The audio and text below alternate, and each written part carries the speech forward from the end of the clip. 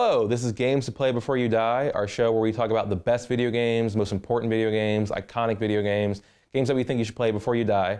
I'm Jordan Miner, senior editor at Geek.com, joined by some colleagues from Mashable here. I'm Alexis Nedd. I'm a senior entertainment reporter at Mashable.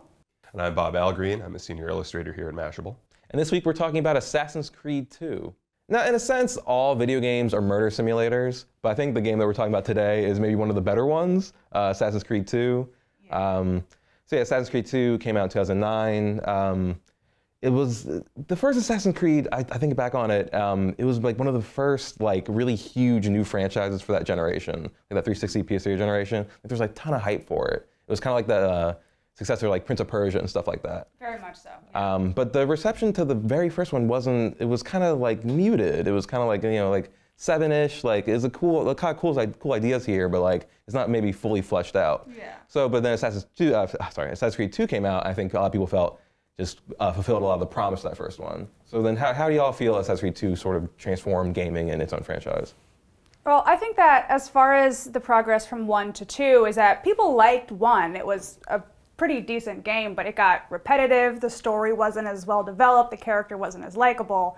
And then they come out with 2, which is basically put together by almost an entire man's amazing life story. There's tragedy, there's romance. I mean, the lead character, Ezio himself, is literally famous for being one of the most charismatic video game characters of all time. And just having him as your focus and putting him against the backdrop of this, you know, you've got Venice and Florence, it felt like a big sweeping epic, in addition to being a great game experience. And I think that it really set a trend towards having these things feel like a movie that you're inhabiting, or at least in this franchise. That was one of the first that made it feel like that for me. It's probably better than that movie that they actually made about it too. Listen, what movie? There's never been an Assassin's Creed movie. They were talking about that movie for so long. There was a rumor for so long, like, oh, Michael Fassbender's going to be in it. He's like a real actor, kind of. He's going to bring some seriousness to the franchise, and then it's like, oh. Yeah. They set it in the same time period as Ezio, and then just didn't use Ezio for reasons. Anyway, like I said, no movie. Yeah, Assassin's Creed 2 is definitely like greater than the first. Most of my memories of the first game are riding a horse slowly from one tower to the next, climbing it, and then jumping into a hay bale, and then like repeating that process. Whereas 2 like, opens up into, yes, this huge open world, like Florence and Venice. It's beautiful, and there's so much focus on how you get around it and how you explore it. Like the game is, you were talking about this earlier, like essentially part of the challenge is how do you navigate this city, and that's like this kind of constant mini game of moving throughout it. And I feel like that's something that you've seen repeated and copied in a lot of other games. Yeah, like I think these days a lot of people kind of like rag on Ubisoft, like kind of Ubisoft style open world games, but at the time, yeah, like it was like they set the precedent for so many things. Yeah. You know, you've got like Prince of Persia style map unfogging on steroids. That's pretty much been in almost every game that they've put out since. Yeah. I remember in Far Cry 5, they're like joking, like, oh, don't worry, you're not climbing a bunch of towers in this one. But like, yeah, but sometimes even now, new tower climbing stuff works. Spider-Man PS4 had a tower mechanic, and I'm like, you're still doing this with great games. Spider-Man has the parkour button too, right? You can just hold down a button to run, and you move in one direction. I mean, games have maybe done it a little bit better than Assassin's Creed did, or has done, but it's still, the same mechanic. It's certainly gotten easier in modern games. Now, what about the actual assassinating, the killing people, the combat? Like, how do you feel about that? Well, I think that, Assassin's Creed 2, for me, it was one of the first, or rather one of the older games I played that was counter-based combat, which is totally my forte completely. Like, I used to be a fencer in high school. Oh, nice. And it is parry and hit, parry and hit. Yeah, me too, until it like destroyed my knees. It's the same, I have terrible knees. I thought that was you too.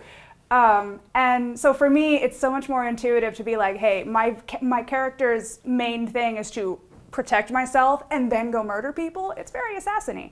And it leads to a much more free-flowy combat that you start seeing popping up in later games, like even in Arkham Asylum, which came out like later that year. Yeah, 2009. The same year. That also set a massive precedent for RPGs. You also get like the very stylish kills in this game as well, don't you? Like sometimes you I mean, sometimes you're just hacking at a guy or defending and hacking until they fall down. But then sometimes you'll do like just a brilliant finishing move, and it feels really satisfying. And this one you get the double hidden blades, so you can like double assassinate people. It's very thrilling. Yeah, because I feel like in the past, like stealth has been sort of a tricky genre to make like palatable to most people. Because like when you mess up stealth, it's like, oh, it's ruined. I'm just panicking. I just got to restart. But what I always kind of appreciate about Assassin's Creed is that like you can be really stealthy, but it's not like the end of the world if you mess it up. Like it's not as punishing, I feel, with other stealth games. In 2, there were certain parts that like nobody liked that were entirely stealth based because like especially the following missions, where if one that's bad in everything. If one person spots you, you have to go to the start of the entire mission. So like that was something they did not do fantastic in this game, but they course corrected in later parts of the franchise. But yeah, the option of like, I am hiding in a haystack, I will murder somebody very quietly, and if that goes poorly, I will murder literally everybody in this building. And you have the option, if you're good at it. Yeah, it's very satisfying to creep along like a rooftop and to actually take a guard out in the proper form and like in the right order. I don't know. It's difficult. It's difficult to master.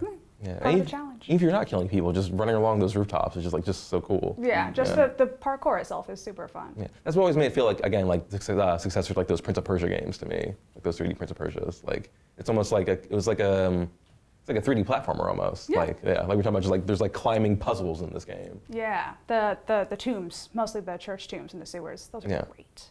Yeah, so just like making the navigation itself like something you have to figure out. Yeah. Beyond just the gameplay, I feel like something that makes Assassin's Creed just as a franchise kind of stand out in games is that you're just going to locations that you're just not seeing in other video games. So here we have the Renaissance, but later games, like Revolutionary America, Ancient Egypt. But yeah, and like in this one specifically, like how do we feel like about just the historical tourism aspect of it? I mean, I've literally done it. I was telling you guys this. I've literally, I went to Florence on a vacation with my mom and then later showed her a video of Assassin's Creed 2, which I had played a few years beforehand. Like, oh, this is the castle we went to. That's the Duomo there. I climbed up that. It's beautifully rendered and like brought to life. Like you said, the thing the franchise does so well is taking you to places and times that you're not going to see but just in no other video like, games. AAA games. Yeah. Or just anywhere and making it feel real. Yeah, and doing it so well. I mean, like you said, being able to do a one-to-one comparison to a video game where you get to fist fight the Pope, but then you can also just go there and see where you fist fight the Pope, and it's perfectly rendered. You're like, oh, okay, that's good. It's historical that's very, fiction. very He's good. going to get it. It's going to be beautiful. Yeah, I mean, I love the tourism aspect, but I also love the fact that they include so many historical characters, like wildly weird versions of them, but there's no other game where you get to hang out with Leonardo da Vinci, Niccolo Machiavelli, Lorenzo de Medici, and they're like your pals and you're hanging out with them and like solving conspiracies with them. They're like James Bond kind of Q branch almost. Yeah. And I mean, I'm a huge nerd for history regardless, which is why this is one of my favorite franchises, but I love 2 specifically because there's so much amazing history going on there and a lot of stuff that we don't know. And you know what? There were weird secret societies and the Borgia Pope was a nut job. So it's kind of interesting to see this sort of fictional fill-in-the-blanks of history that's already interesting.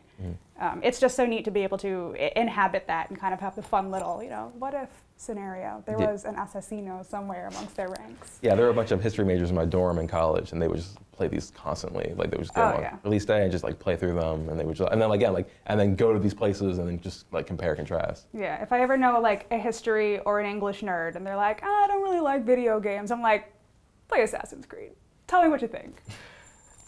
Yeah, I think it's entirely possible that Da Vinci did build a flying machine for an unknown assassin that could also like hurl flames from the sky to allow him to invade a fortress from the air. Like it could have happened. Why not? Listen. You can't tell me that it didn't happen necessarily. Yeah. Were you there? Yeah. Sorry, I played it. I'm pretty sure it happened. When they were first even just kind of teasing this game, it was like Da Vinci style sketches of like the guy with the hood and like the blades. Yeah, they're doing a little Vitruvian man, which I like. Ezio being the Vitruvian man is friggin' hilarious. Yeah, that's canon. I mean, that's just canon. Oh yeah. Yeah. Like world canon, not game canon. Yeah. And just like I think it was a good way for Ubisoft to leverage just like its European-ness in a way, like very much so. The thing like in the front of all these this game is made by a diverse team of many faiths and creeds and all that, but like I think this is a very European feeling video game from like the kind of premier European developer. Yeah. It shows how much like respect and love they have for history, but also how much they also just like having weird balls out fun with their own history and their own like locations. Yeah, and like just these old world buildings like are particularly good like for like the parkour, like just from the gameplay side too. Like this kind of architecture, these kind of buildings, I think work really well for the kind of like parkour that they're trying to do here, or that they're just so, that's just so a centerpiece of the franchise. Yes. And the buildings are never too high, so that if you're running along them and you accidentally hit the square button and you just launch yourself off a fourth floor, you might like lose a few health bars, but you're not going to completely die. Just do a roll, you'll be fine. Yeah, hit roll as you hit the ground. Yes. And two, just also like all the kind of like we were just watching the opening cutscene, just like the kind of like there's more like in the later ones, but like just the masks and all the kind of like Brotherhood crowd stuff. Yeah. Too. It's very dramatic, and it feels very like traditional and grand and kind of like very expansive and fancy, you know? Like you get to infiltrate like costume balls, and you get to go to festivals in Venice, and it's just it's so much, and it's so exciting. Every time I start playing this game, the opening cinematic Assassin's Creed 2 plays, I'm like, I'd watch this movie. I'd watch the hell out of this movie. Yeah, the Assassin's Creed movie, the one that exists. Check that out now on Redbox. Yeah. No, what about Renaissance man himself, Ezio? Another big reason why this one kind of looms large over the rest of the franchise. Yeah, the man, the myth, the legend. I mean, easily the greatest character to come out of the Assassin's Creed franchise. Definitely the most recognizable. Yeah, the one they're still chasing in a lot of ways. Yeah, I mean, I think in almost every single game except the two most recent, his costume has been unlockable as bonus content for your current character. Like, almost every single game has to call back to Ezio. That's how large he looms within his own franchise. Yeah, I mean, they put him in that Soul Calibur for, I think it was the PSP Soul Calibur, had him in it. Oh, I didn't do that. Oh, yeah. Just because, just as a weapons fighter. Do you have the blades? Yeah, I think so. Okay. Yeah. There we go. Got all the blades. Yeah, I mean, he's, like I said before, he's intensely charismatic, much more, I mean, nothing against Altair, that guy was a badass, but he wasn't as... He was the hood. That was like, he was like, all right, this is how these characters look, and then let's make actual characters. Let's kind of inject some personality into them. And it's that... And it's also, you know, he starts out as this cocky teen where all he wants to do is like drink wine, hang out, and jump off of buildings for fun. And through the course of his tragedy, you really get to see him grow, maintain some of those elements of his character. Like, he's always going to be kind of a cocky pain in the ass to everyone who knows him, but he gains so much weight and gravity to his motivations. Then at the end of the game, when he finally becomes the assassin, just watching his personal growth is spectacular. And a lot of that is for his voice actor's credit. He's amazing in this game. Yeah, it's for a game that you said is like an assassin or a murder simulator. Murder simulator, which, again, like all video games, but yeah. But technically, this one is even a murder simulator, right. Because yes, that's true. Yeah, okay, I don't want to jump too far ahead, but just to say that it's a game where it's easy to lose immersion with the plot line and the characters that you're dealing with, and it says a lot that you feel so immersed and you identify so strongly with, I think. Yeah, it keeps you really grounded in what's going on, like all the later stuff that's going on, but yeah. Like, it's really good, like just entry kind of identifiable. Like, oh, I like this guy, I want to help him kill the Pope. Yeah.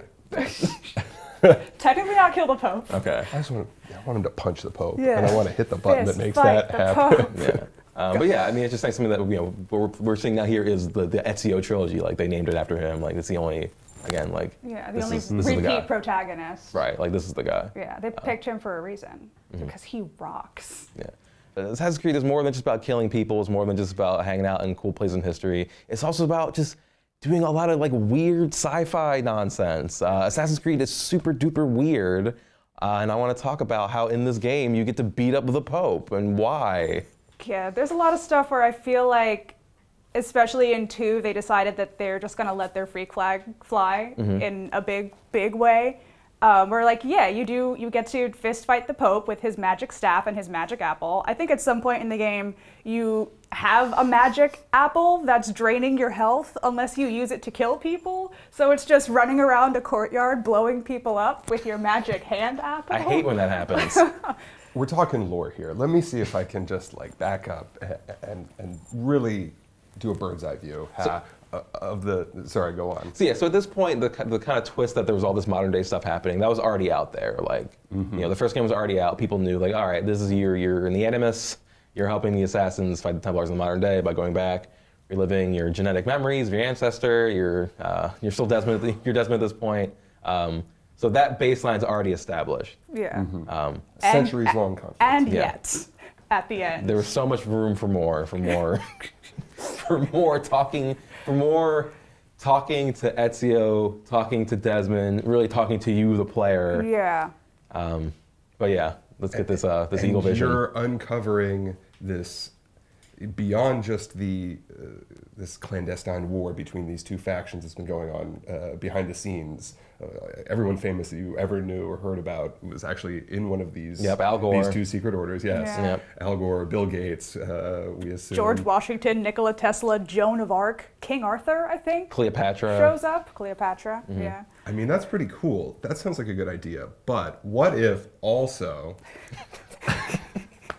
there were aliens, question mark, that were also God, that helped foster human growth and evolution, but kept humans as like pets, and then the Adam and Eve story is actually the story of our revolting against those aliens and taking the world for our own.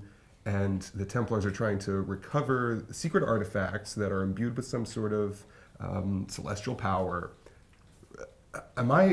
Yeah. You're getting it. I feel like I'm going insane. And then like the saying assassins these have words. some of that alien blood, which is why they can like see the UI. Yes. Oh, sure, that's your eagle vision. Yeah. Right? There's no way to discuss the bare facts of the EC plot of Assassin's Creed without sounding like a complete madman. Yeah, there's no way to do it without. I always just summarize it as really all the self-conscious saying that, but it was like, this is true. This is lore. yeah. I always just true. summarize all the cyber Adam and Eve stuff. Yeah. And that's a big reveal at the end of this game, where it's like, I think you only get it after you finish up all of the Subject 16 glyphs that are hidden on buildings. Okay. So there's another layer where within your simulation, there's a malignant spirit of somebody who died in the simulation. Is that in 2? Or, Yeah, no, okay. that's in 2. Okay. That's in 2. And he's hidden little glyphs on famous landmarks that you have to track down and then solve weird puzzles. And then at the end, you get like a 2-second clip of what happened when Adam and Eve left the Garden of Eden. There's that whole... And then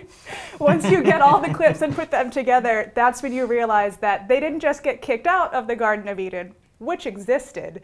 They like had to parkour up a giant white tower filled with other people's slaves to overthrow the precursors, those who came before. Which, are they aliens? Never established. They were those who came before. Okay. A different race of not people. That's clear. Now we're kind of laughing at it now, and I think people were laughing at it at the time too. But like, I think back then, because there was still this sense that they were like building up to something, like, you know, pretty soon that there'd be like a payoff to all that. Yeah. That maybe now that people are less hopeful for. But I think at the time, just how weird it was something that people like kind of were like really into. Yeah. No, I mean, like I laugh about it now, but it's just because there's so much bonkers media out there in the world. But Right. I love it. I love finding out about the EC stuff, it's great. every little reveal, because it's so ballsy and strange.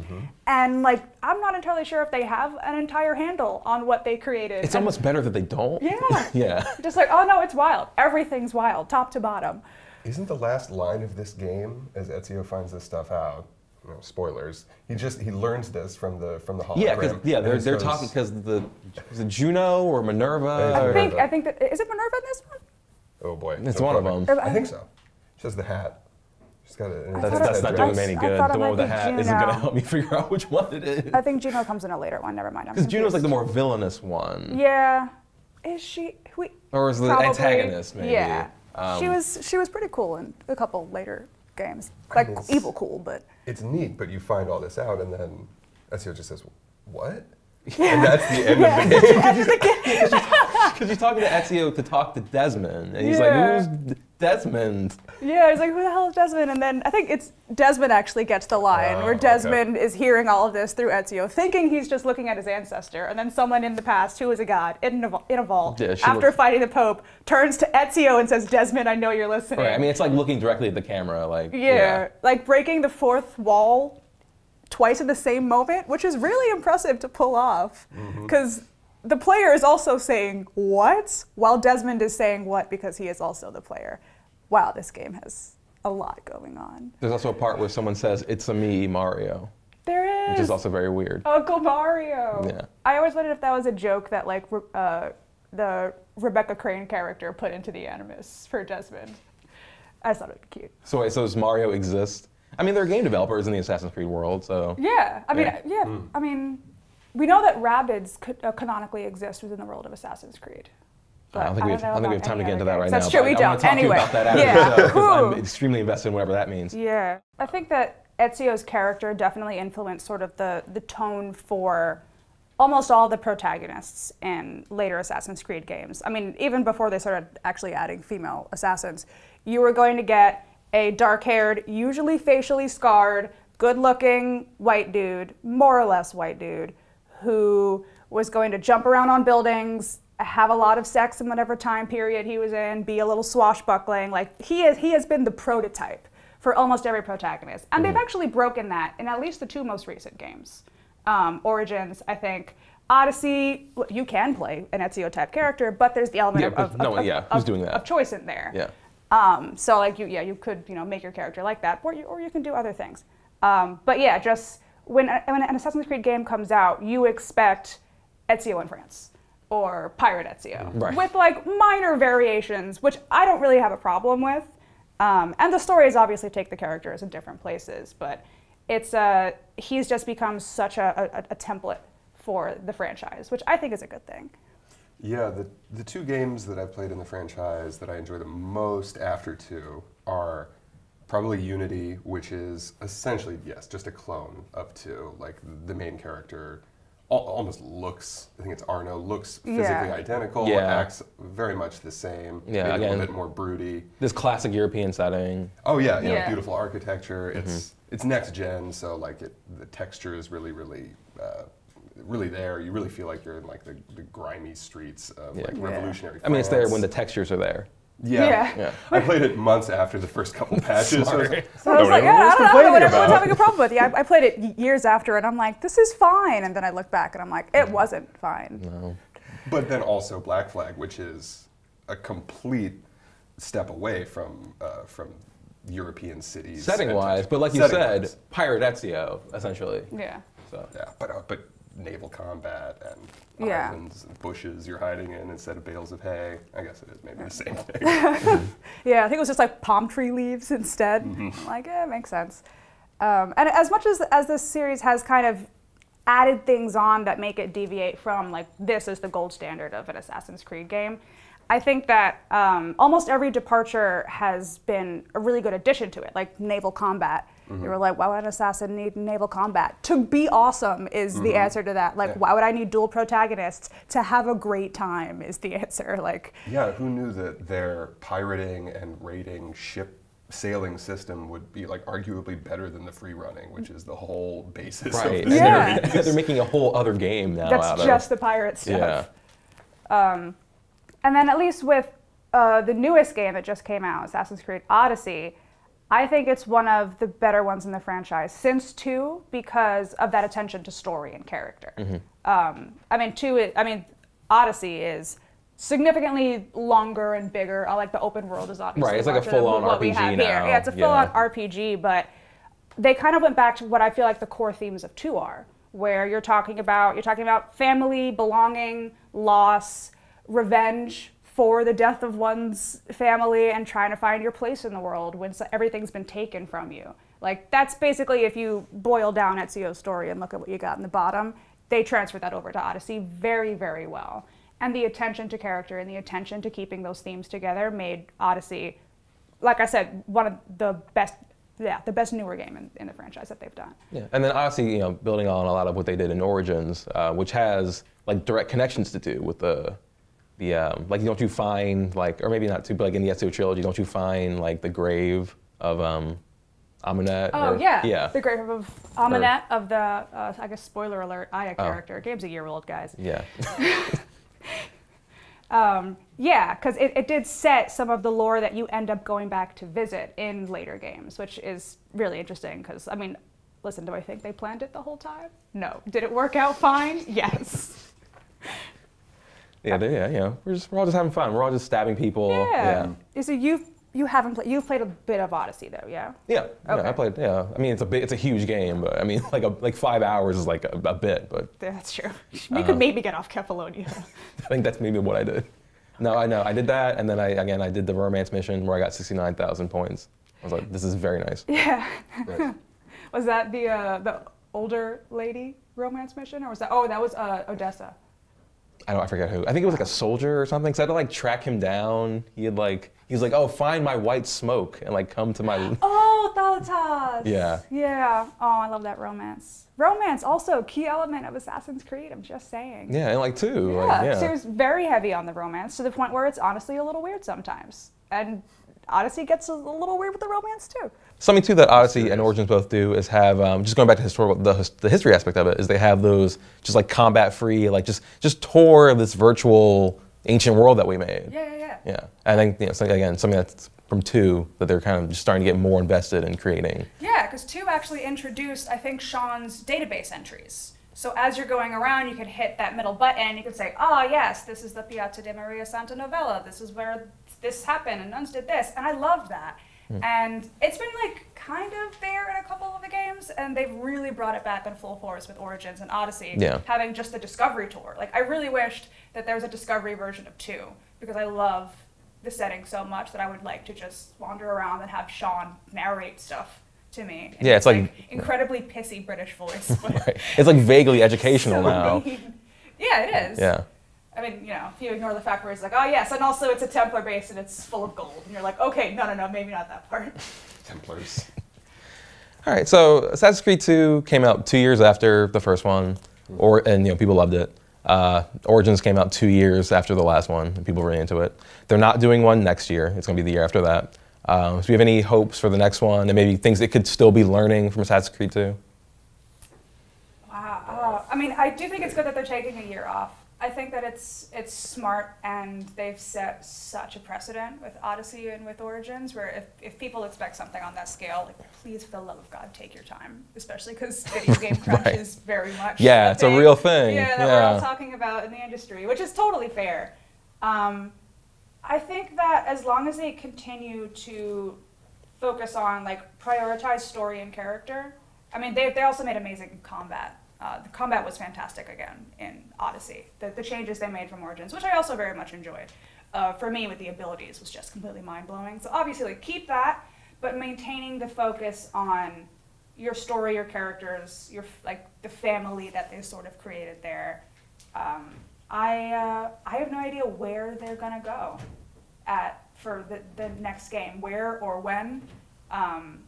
The possibilities are pretty much endless, given the way that Odyssey turns out. So, who knows? I wouldn't even hazard a guess.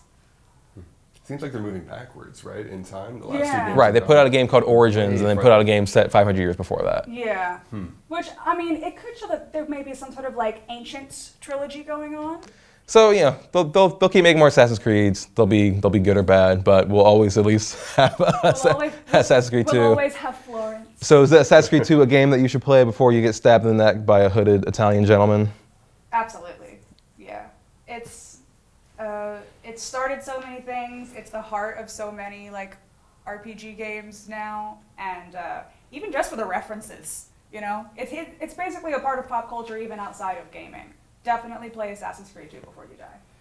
You brought in the whole Ezio Trilogy too, which I'm seeing this for the first time really, and like remastered, it does look great. Oh yeah. I would say just for the tourism aspect and for the architecture, which is not something I can say for every game. I'd say yes, it's a game to play before you die. Yeah.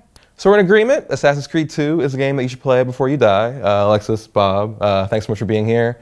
I'm Jordan Miner from Geek.com. I'll be back next week with another game. Thanks for watching.